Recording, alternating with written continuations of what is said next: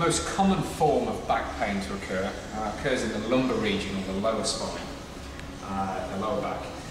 However, here at Faster, we know that this is most probably just a symptom.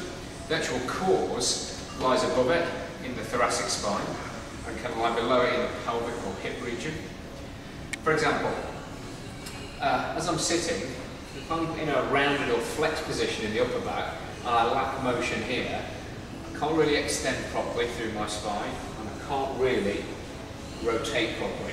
This kind of force will then get passed down into the lumbar spine that's going to pick up this lack of motion above it. At the same time, the same thing happens in the hip area, the hip flexors. If we spend a lot of time seated and we're in a flexed position, this area becomes short and tight, and again we start tightening up the lumbar spine and putting it into more of an anterior pelvic tilt. Okay, we're going to go over to the guys now. They're going to show you a few exercises to kind of loosen and put motion back into these joints, back into the hips and back into the thoracic spine, just to take the stress away from that lumbar region. Hi, I'm Simon. I'm one of the trainers here at Backcare as well. So I'm going to go through some exercise solutions. What we're going to look at is giving you some mobility in all three planes, which is basically 3 dimensions. So instead of working you front and back, we're also going to work you side to side. We're also going to put some rotations as well. Okay, so first exercise I'm going to do, we're going to look at front and back. Okay, so what we call sagittal plane. Right kids, so first off what we're going to do is front and back. Okay, so sagittal plane. The first thing we look at is get some movement, extending the hips out.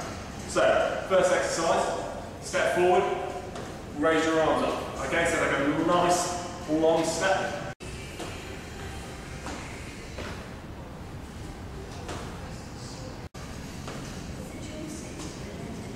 Now we work on getting some flexion in the hip. Okay, what you're going to do in this exercise, I'm going to stick a step down. I'm going to lunge onto a step, reach down, okay?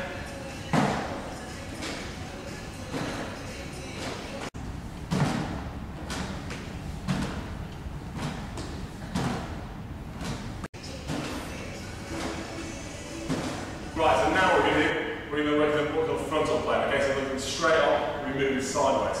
Okay, so first exercise, we look for some adduction, left hip.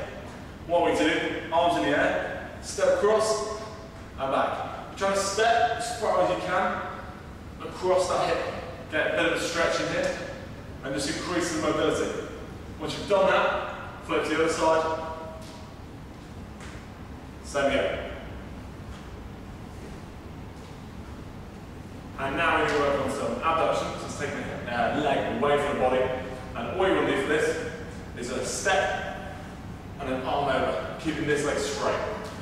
After a slight stretch inside of there, you get a bit more mobility. Same thing, repeat, other side. The last of the silly exercises that we're going to do. First one, internal rotation. So, standing here, I'm going to move my right foot and my right hand to get some motion in this hip, okay? I'm going to do step around and down. So I'm trying to step this foot as far around this leg as possible. Again, once I've done that hip, do the other one. And we're going to finish with some external rotation. So this time, what we're going to do is instead of going around, we're going to basically the other way. I get some motion in the hip capsule. So what we're going to do, stepping your right foot around, then you're going to take your right arm back as well. You're going to make it a little bit more aggressive, bring your left arm with you as well. So, and again, we're doing one side into the other side.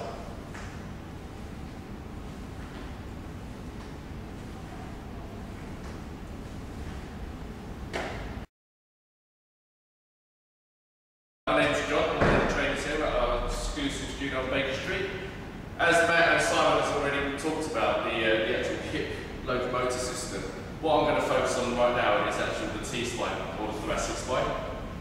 When we look at the thoracic spine, we break the actual motions down into 2 categories, which is called, we technically call them type 1 and type 2.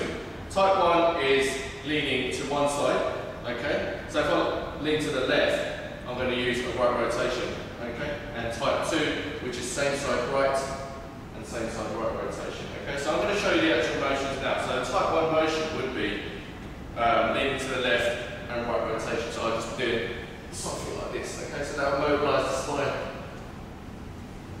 in a type 1 motion. Okay, and if I go to type 2 motion, it'll be right side, right rotation, or left side, left rotation, which looks something like that. Okay. Let's go to the other side.